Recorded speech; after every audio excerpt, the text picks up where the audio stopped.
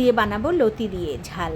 তার জন্য দেখো ট্যাংরা মাছগুলোকে ভালো করে কেটে ধুয়ে নুন হলুদ আর একটু কাঁচা সর্ষের তেল মাখিয়ে কড়াইতে অল্প করে সর্ষের তেল ভালো করে গরম করে ট্যাংরা মাছগুলো এইভাবে ভেজে তুলে নিলাম। আমি কিন্তু মাছগুলোকে ঢাকা দিয়ে দিয়ে ভেজেছিলাম, কারণ প্রত্যেকটা মাছের মধ্যে ডিম ছিল, ফুটবে বলে।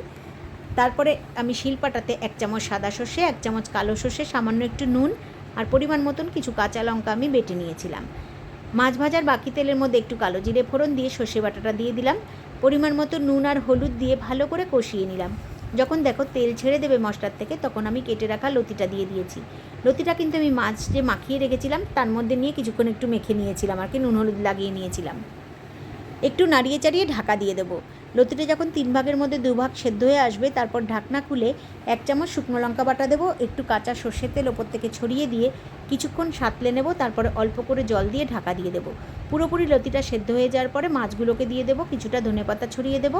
আর দেখো ফুটে উঠলে নামিয়ে নেব। ওপর থেকে আরও কিছু ধনেপাতা ছড়িয়ে দিয়ে নামিয়ে নিলাম। লতি দিয়ে ট্যাংরা মাছের ঝাল দারুণ হয়েছিল, একবার ট্রাই করো।